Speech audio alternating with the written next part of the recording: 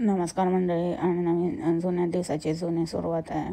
आणि आज मला खूपच जोश आलेला आहे. आणि मी खूपच आज मला आराम केला. मी आज आले नाही कारण खूपच काही करावं असं वाटत नव्हतं. वातावरणच असं आहे की काही करावं असंच वाटत नव्हतं. आणि मी इथे हे तुम्हाला दिसतच असेल ना, ब्लँकेट ओढून झोपले असते कारण मला खूप थंडी वाजत होती. खूप खूप खूप जास्त थंडी आहे. आणि ते ब्लँकेट ओढून मी इथे झोपलेले असते. मस्त आराम केला. फेरीवेला शाळेत गेल्या, त्यांच्या झेडपीच्या शाळेत. आणि ते झेडपीचं का ते मी तुम्हाला सांगणारच आहे थोड्या वेळात. पण त्या गेल्या आहेत. आणि मग आता मी ते झोपले होते कारण रात्रभर मला कम्फर्ट द्यावा लागतो, मिडनाईट कम्फर्ट. सो मिडनाईट कम्फर्टमध्ये मग माझी झोप होत नाही आणि मग थंडी वाजते. कारण मिडनाईट कम्फर्टमध्ये तुम्हाला माहिती आहे की कोणाला ऊब द्यायची असेल तर आपल्याला थंडी सोसावी लागते. असा स्ट्रगल असतो, स्ट्रगल राहतो. तर तो स्ट्रगल मी रात्रभर करत असते. त्याच्यामुळे मग मला थंडी राहते आणि मी सकाळी गरमी घेते ब्लँकेटमध्ये घुसून. कारण मग थोडं काम असतं, काम राहतं तर तेवढं बिझी असतो. तर रात्री मला कम्फर्ट देण्यासाठी, म्हणजे दुसऱ्याला देण्यासाठी आधी आपण स्वतः कम्फर्टेबल होणं जरुरी आहे. तर तोच कम्फर्ट मी सकाळी घेत असते, कम्फर्टेबल होत असते. बाकी आता तुम्हाला पुढे काय काय होणार आहे ते थोड्या वेळात समजेलच. सो दया दरवाजा तोड दो. नमस्कार मंडळी, गॉसिप गर्लच्या आजच्या नवीन पॉडकास्टमध्ये पुन्हा एकदा तुम्हाला सर्वांचं खूप खूप आणि मनापासून स्वागत आहे. तर आज फायनली मी तो विषय घेऊन आलेली आहे. आणि आज एक्सक्लुझिव्हली मी त्या विषयावरच बोलणार आहे. बाकी जे रेग्युलर कॉन्टेंट आहे, जे रेग्युलर कॉन्टेंटवर बेस्ड जे रिॲक्शन आहे ते मी नंतर घेऊन येईल तिच्या.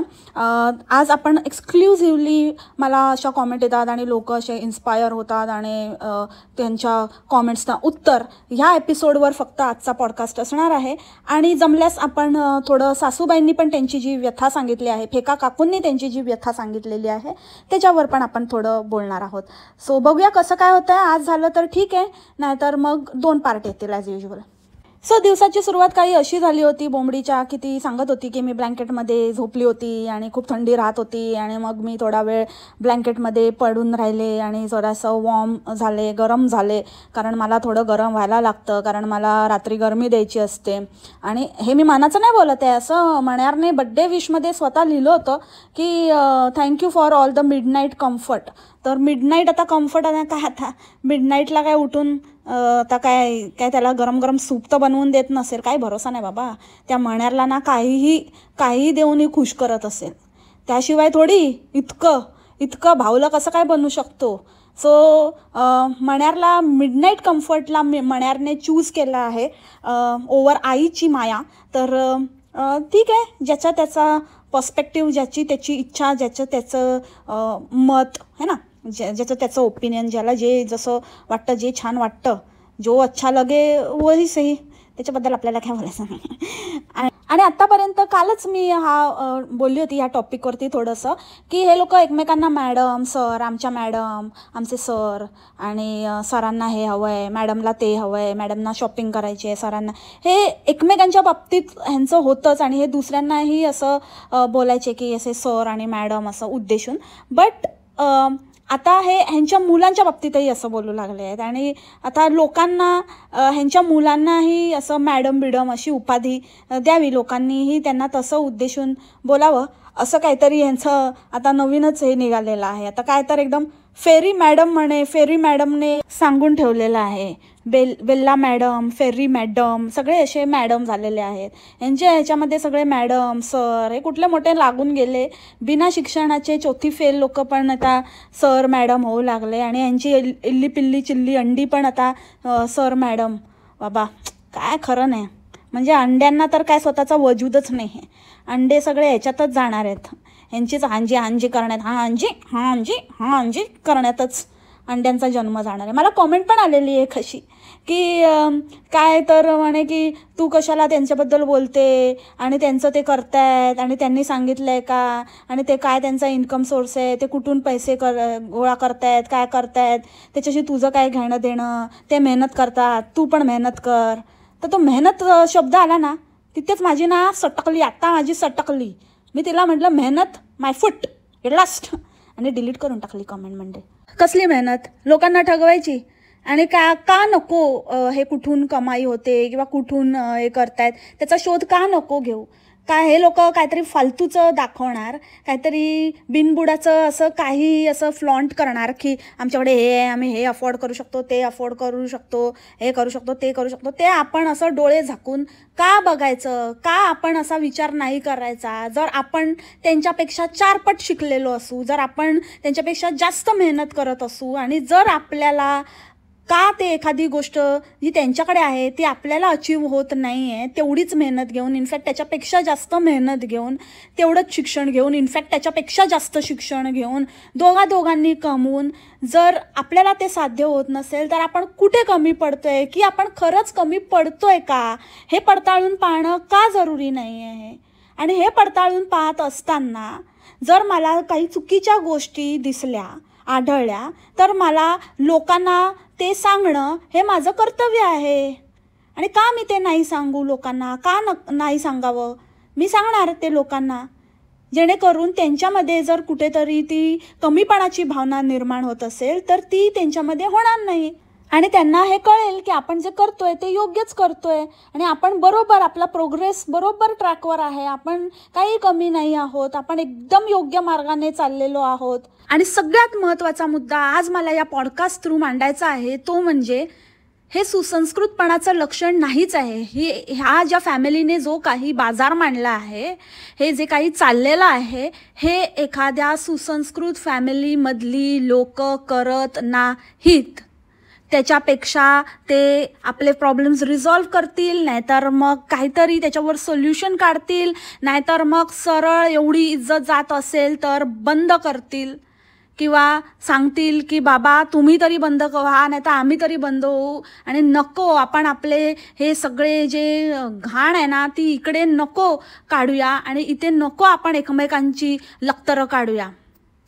हे सगळ्यात पहिलं एखादा जर जेन्युइन व्यक्ती असेल ना तर ती सगळ्यात पहिले हे पाऊल उचलेल. ज्या अर्थी इथे हे लोक अजून घाण पसरवतच चालले आहेत, त्यावरूनच हे कळतं की हे कुठल्याही सुसंस्कृत फॅमिलीमधनं येणारी लोक नाहीत. हे अत्यंत घाणीतनं येतात आणि अत्यंत घाण मेंटॅलिटीची माणसं आहेत. मग ती बोंबाड असू दे, बोंबाडची आई असू दे, वहिणा असू दे आणि सासू असू दे, नणंद असू दे, म्हणजे ह्यांची अख्खी फॅमिली दळिंदर घाणेरडी आहे. तर ह्यांनी कितीही काहीही आता बोंबलून सांगितलं ना तरीही त्याच्यावर आमचा विश्वास नाही. कारण सुसंस्कृत फॅमिलीमधनं येणारी लोक, येणारी मुलं ही अशी वागतच नाहीत. आणि ह्यांच्यापासून कोण इन्स्पायर होत आहे? बोंबड म्हणतात हिच्यापासून इन्स्पायर होत आहेत.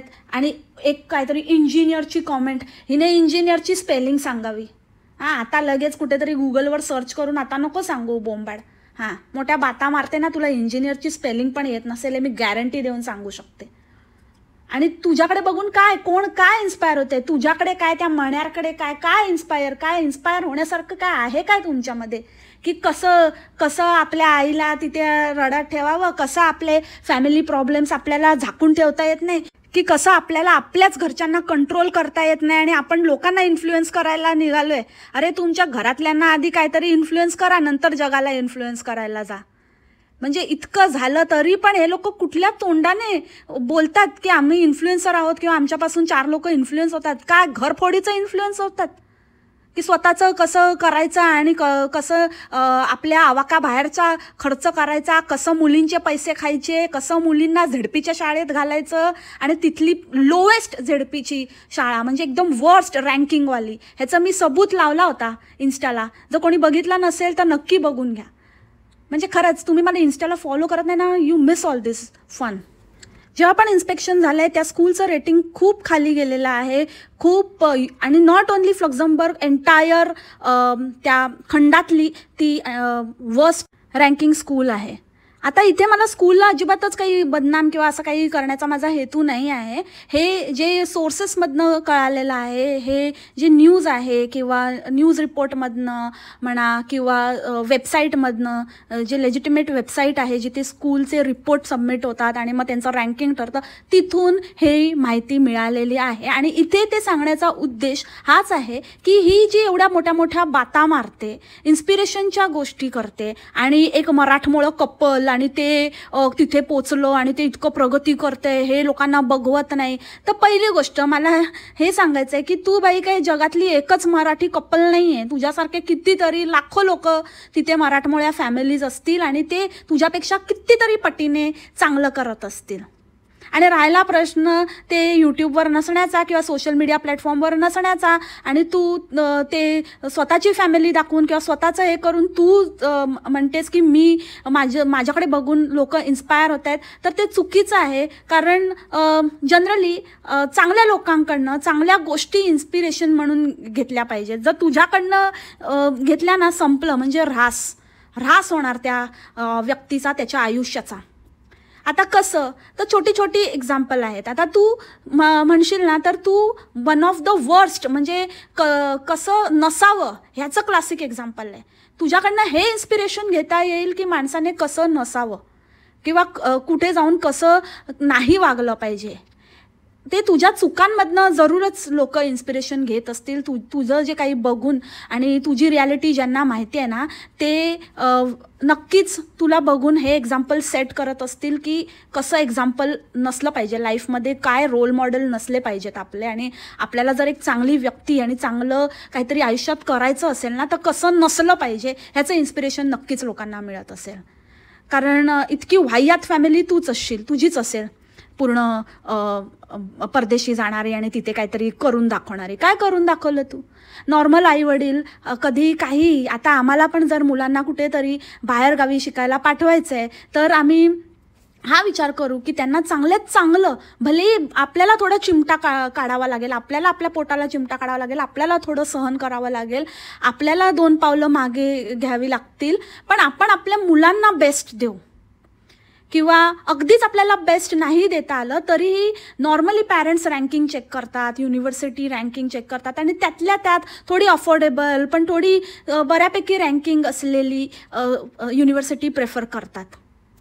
पण तू तिथे राहून पण तू अशा स्कूलमध्ये मुलींना टाकते.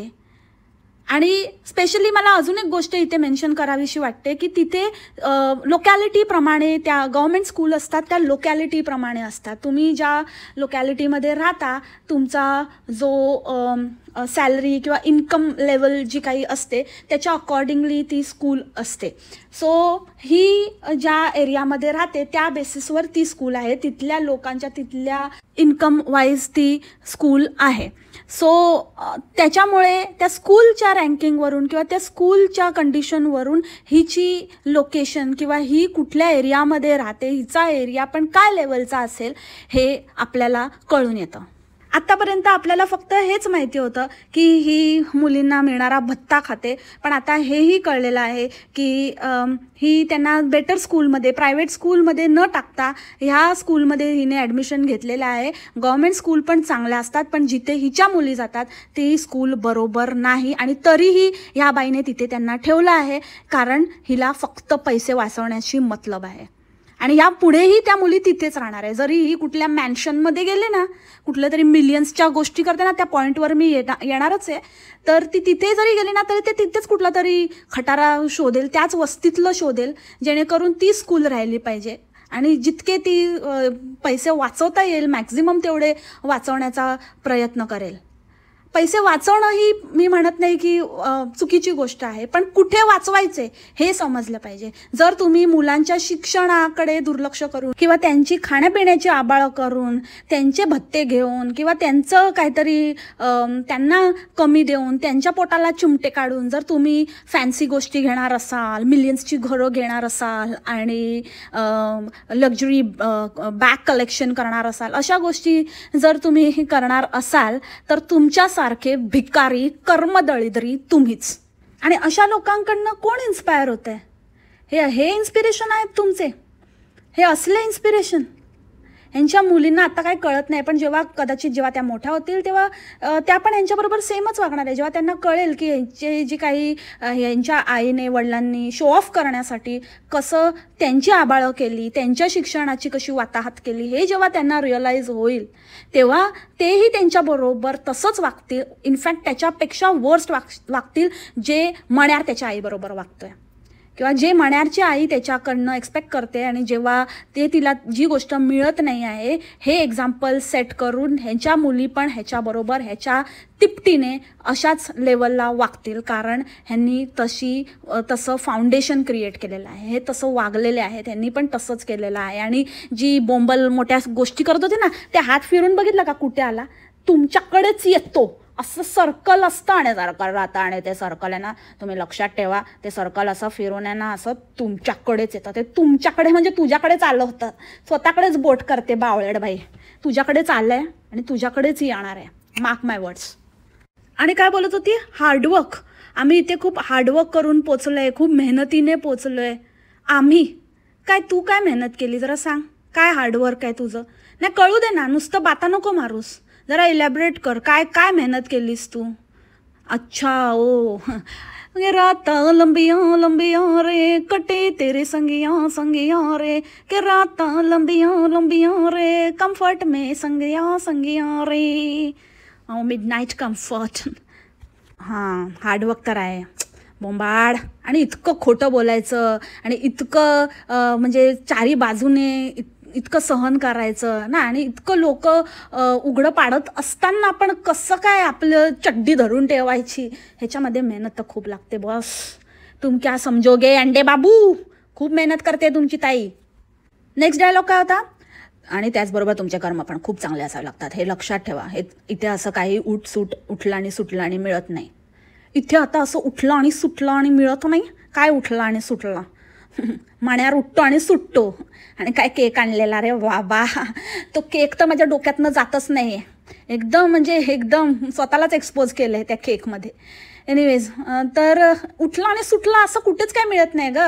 तू कुठल्या लाला लँडमध्ये राहते, कुठलं काय कुठच्या ह्याच्यात आहेस तू, कुठल्या एरामध्ये, कोणाला काय उठलं आणि सुटलं मिळालं आहे? उठवायला मेहनत करावी लागते, हां, आणि मग काही मिळवायला त्याच्याहून मेहनत करावी लागते.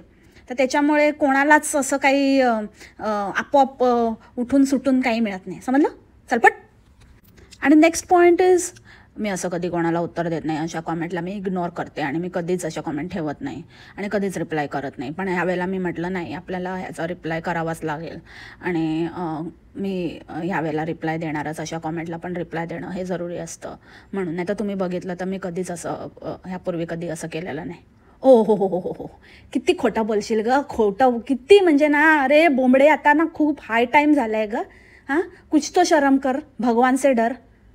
किती किती किती खाली पाडायचं. अरे तुझा पॅटर्न झाला आहे, पॅटर्न, की दर 15 दिवसांनी तुझा एक असा व्हिडिओ येतो तू, आणि दर 15 दिवसांनी प्रत्येक व्हिडिओमध्ये तू ही लाईन यूज करते की मी असा रिप्लाय नाही देत, मी असं कधी बसत नाही, तुम्ही कधी बघितलं आहे का मी कधी असं उत्तर देत नाही, पण आज मला वाटलं की उत्तर देणं जरुरी आहे, काही लोकांना सांगणं जरुरी आहे, काही लोकांना बोलणं जरुरी आहे. हे तुझी फिक्स लाईन आहे, कधीच नाही देत काय, कधीच नाही. आजपासून 15 दिवस आधीचा व्हिडिओ बघ, तिथे सेम बोललेली आहेस, सारखं सारखं काय. तू काय समजते की जसं काय सगळं काय तुझ्या कन्व्हिनियन्सप्रमाणे सगळं विसरून जाऊ आम्ही. आणि तू बोलली की हा नवीन दिवसाची नवीन सुरुवात म्हणून काय नवीन दिवसाची नवीन सुरुवात होत नाही, समजलं ना? हां, तू जुनी थकेली पार्वता माने आहेस आणि कुरकुर करणारी वंगण नसलेली दरवाजा कुरकुरणारा तुझा का का का का का का का का कावळी गबस. आणि कोणी हिला कमेंट केलेली तर त्याची कमेंट हिने दाखवली नाही, पण ते इंजिनियरवाली दाखवली, हिला काहीतरी मोठं सांगायचं होतं, पण ती कमेंट केली होती. कारण त्या ताईने सांगितलं की मी कमेंट केलेली ती, की काय गाजा वाजा करते, आणि घ्यायचं तर घे आणि गप बस ना, घ्यायचं तर घे ना, कशाला उगाच सगळीकडे बोंबाबोंब करत फिरते. तर काय चुकलं, बरोबर तर त्या बोलल्या. आपले पूर्वज सांगून गेलेत की कुठलंही चांगलं काम करताना आधीच त्याचा गाजावाजा करू नये, त्या कामात अडथळे येतात. तर मग कशाला ना तू बोंबाबोंब. आणि जसं मी लास्ट पॉडकास्टमध्ये बोलली होती की तू एरवी तर एकदम मांजरीच्या हग्गूसारखं सगळं लपवून ठेवते, ती मांजर कशी आपला हग्गू माती हे करून घालून ते लपवते, तसं तू तुझं जे काही असते ना हगवण ती अशी लपवतेस, सारखं साध्या गोष्टी लपवतेस. कुठे जाणार असेल तर मी आता नाही सांगणार, तुम्हाला तेव्हाच कळेल. काय घेणार असेल, गाडी बिडी सगळं, इवन तुझी ठमाकाकू मम्मी येणार होती ते पण तू एकदम असं लपवून ठेवलं. कुठे साधं तू 1 नाईट पण जाणार असशील स्टेकेशनला, ते पण तू, मी डेस्टिनेशन तुम्हाला तिथे गेल्यावरच सांगेल, तुम्हाला कळेलच, मी आता नाही सांगणार. तर ह्या गोष्टी पण तू ज्या अशा लपवून ठेवते मांजरीच्या हग्गूसारख्या, आणि एवढी मोठी गोष्ट तू सांगितलीस ज्याचं अजून कशात काहीच नाही आहे. आणि त्याचे मी इनफ एक्झाम्पल आधी पण दिलेत की अशा तू खूप मोठ्या बाता मारल्यास की आम्ही हे करणार आहे, आम्ही ते करणार आहे, आम्ही ह्याची चौकशी केली, आम्ही त्याची चौकशी केली, आणि मग सोफा घेणार आहे, सोलार पॅनल घेणार आहे, आणि ब्ला ब्ला ब्ला खूप, आणि ती जेल की दिवारे बिवारे काय काय नाही. आणि आता तू एवढी मोठी गोष्ट घ्यायला चालली आहे आणि तू एवढं उगाचच बसून तो व्हिडिओ छापला. आता ना अजिबातच तुला खरी लाज असेल ना ते घेऊन दाखव आणि घेतल्यावर बोल. ते पण आहे ना, मला काहीतरी झोलच वाटतं त्याच्यामध्ये की बिड्याने जाते की काय इकडचं भाड्याने देऊन. म्हणजे ते तर आपल्याला कधीच काही क्लिअर होणार नाही आहे. त्याच्यामुळे हिच्या बातांना आणि हिला किती सिरियसली घ्यायचं हा एक मोठा प्रश्नच आहे. सो मला त्या ताईने काही चुकीचं बोललं असं वाटतच नाही. त्यांनी जेन्युइनली त्यांचं मत मांडलं आणि विच इज व्हेरी ट्रू आणि बरोबरच आहे. कशाला फुकटचा बोंबाबोंब तू तुझ्यासाठी घेते, ठीक आहे, तू घेतल्यावर बोल, आधीच बकवास करू नकोस. आणि सगळ्यात महत्त्वाचा पॉईंट की तुम्हाला कळणारच नाही म्हणे, तुम्हाला कळणारच नाही की इथे काय कसं राहतं आणि किती मेहनत आणि किती असं सोपं नाही आहे. सोपं नाही आहे ते, तुम्हाला काय कळणार नाही, तुम्हाला कधीच काय कळणार नाही, कारण तुम्ही जिथे आहात ना तिथेच राहणार आहात. जे लोक दुसऱ्यांसाठी चांगला विचार नाही करू शकत ना ते लोक स्वतः जिथे आहात ना तिथे कधीच त्यांची प्रगती होत नाही, ते तिथेच राहतात. आणि इथे मिलियन्सची घरं असतात, इथे मिलियन्सच्या घराच्या किमती मिलियन्समध्ये असतात. साधं नाही आहे हे, सोपं नाही आहे. ओके.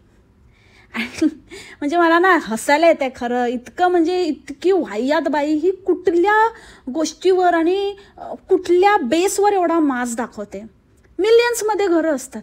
आता ह्या गोष्टीचे दोन हे पैलू आहेत बघा.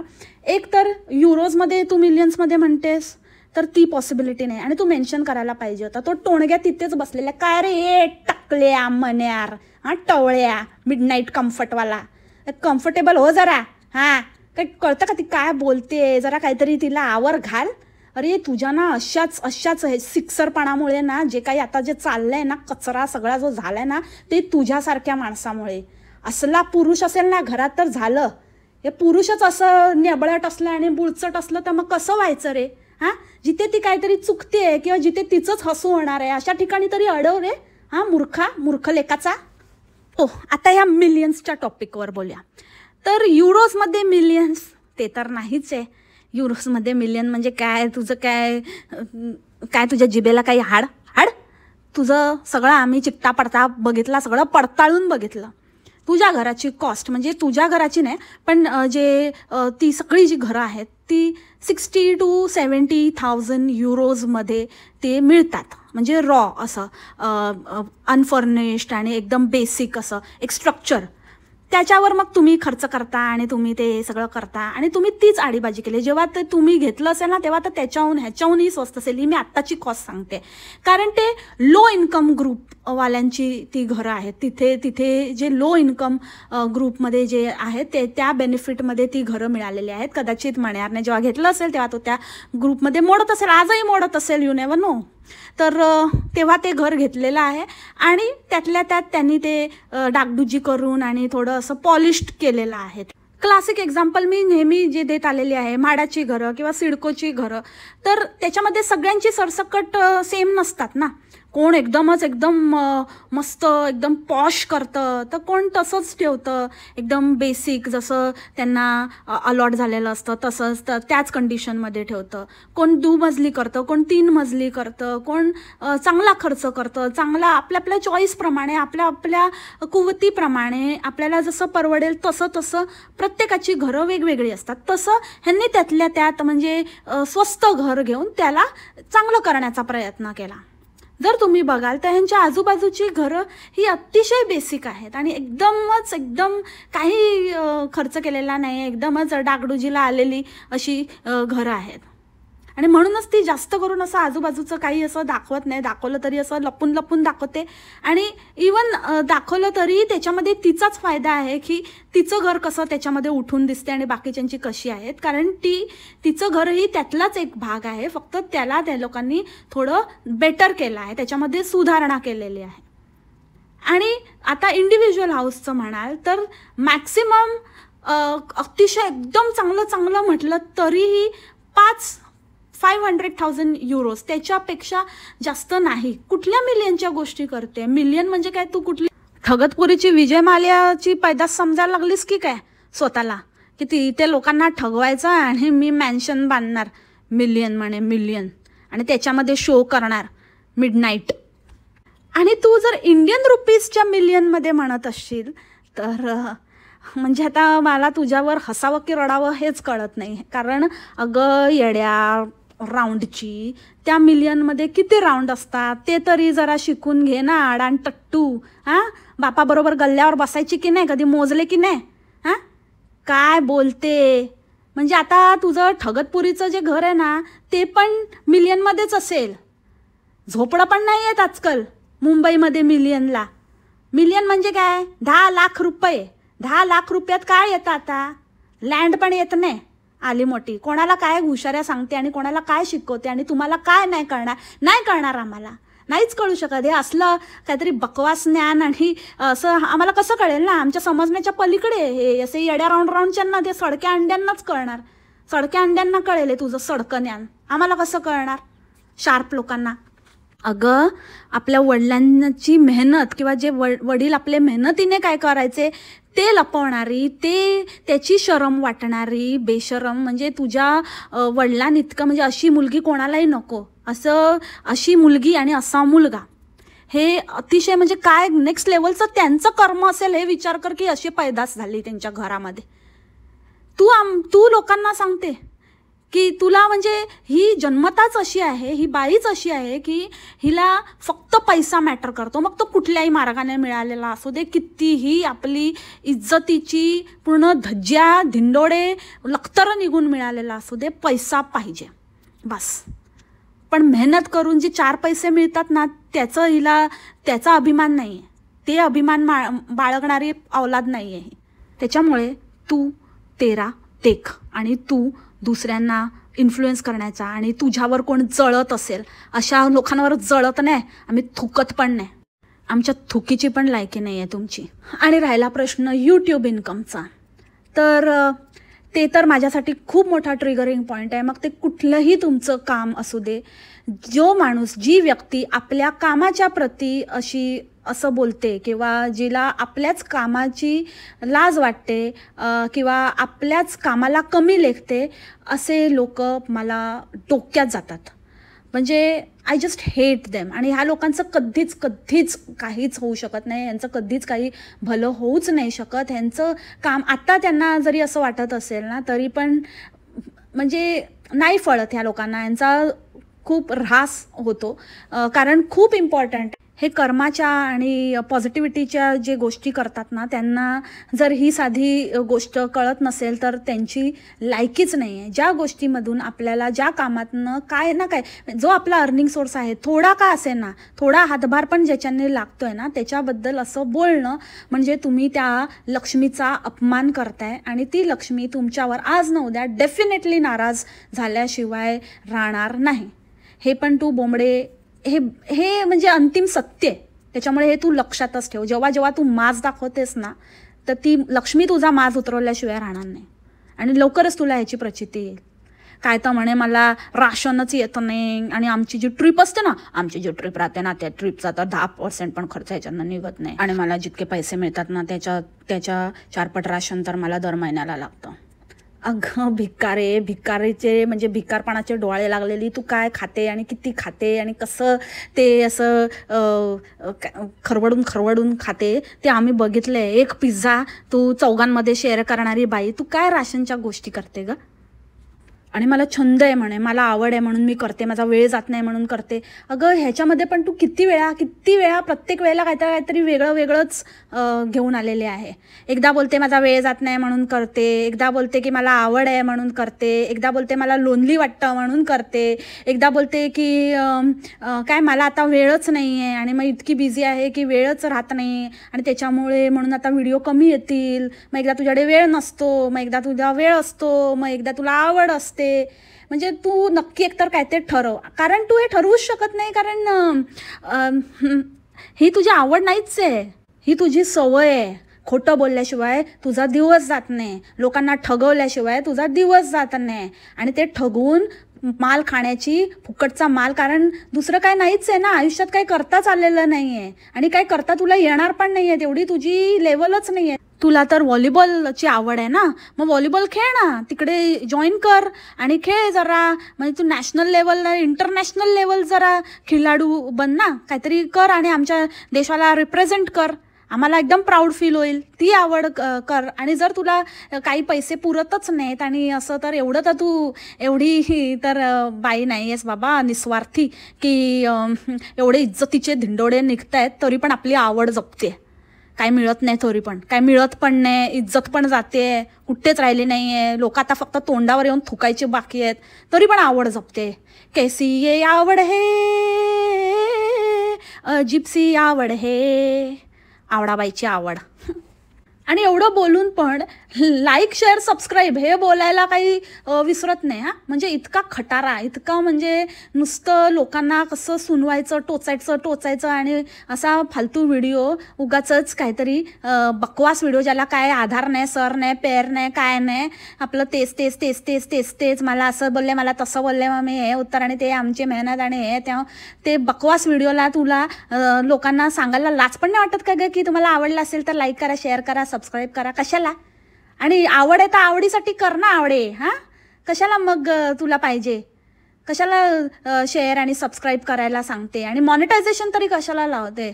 प्रायव्हेट ठेव तुझे व्हिडिओ, तुझ्या आवडीसाठी कर, तुझ्या काय ते आठवणींसाठी कर, साचवून ठेव. नाहीतर मग पब्लिक केले तर मॉनिटायझेशन ऑफ करून पब्लिक कर, आवडीसाठी टाक, लोक आवडीने बघतील हां. चल तू असं कर, म्हणजे मॉनिटायझेशन ऑफ कर, आम्ही तुझी आवड समजून तुला रोस्ट पण नाही करणार. ठीक आहे बोमले? चल ये ऑफर रख दी मैंने तेरे लिए, बघ तुला ऑफर एक्सेप्ट करता येते का. तर आहे ना आपल्या लायकीत राहायचं आणि जेवढं ना आपली अक्कल आहे ना तेवढीच पाजळायची. जास्त फालतूच्या गोष्टी करायच्या नाहीत, बडबड करायची नाही. चायनाच्या कोरियातनं ड्रेस घेतला आहे म्हणे, बर्फावर बर्फ पडतोय, येड्या रावणची. चल फट निकल अडियन. आणि तुला ना इतकीच उत्तरं देण्याची खुजली आहे ना, इतकीच जर खाज आहे आणि इतकीच जर अशा लोकांना उत्तर देणं खूप जरुरी आहे आणि मला क्लिअर करायचं आहे आणि ह्या गोष्टींवर बोलणं खूप जरुरी आहे, तर आहे ना एकदा ना ते काय ते तुमचं जे मॅटर आहे ना, जे रायता फैलावून ठेवलं आहे तुम्ही, एकमेकांवर चिखल उडवायचा जो कार्यक्रम चालू केला आहे तो एकदा काय ते क्लिअर करूनच टाक. कारण जोपर्यंत तू नाही तू खरी असशील ना तर त्याचं उत्तर देशील. तुला खूप उत्तरं द्यायचं असतं ना, हे सगळ्याचं फडतूस उत्तरं नको देऊ. एकदाच काय ते तुझ्या सासूला उत्तर दे आणि काय ते खरं आहे ते बोलून टाक. आता तू का खरं ते नाही बोलत आहेस किंवा ते काय तुझा मोठेपणा नाही आहे, इतकी काही तुझ्यामध्ये सहनशक्ती किंवा मी इग्नोर करते वगैरे अजिबात नाही. जर तुझ्यामध्ये ते असलं असतं ना तर तू हे पण सारखे व्हिडिओ आणून पॅटर्न बनवला नसतास. तू का नाही सांगत आहेस, का मुग गिळून गप्प आहेस, त्याचं मी उद्या नक्की पॉडकास्ट आणेन आणि तुमच्यापर्यंत जे मला वाटतं, जे माझा अंदाज आहे ते मी नक्की शेअर करेन. सो तो टॉपिक आपण उद्या घेऊया, जो फेका काकूंचं जे काही आज ड्रामा झालेला आहे आणि बोंबली त्याच्यावर अजूनही का गप्पा आहे. So stay tuned for it. See you tomorrow. तोपर्यंत खा प्या, मस्त राहा आणि स्वस्त राहा. Take care, bye. मासलामा.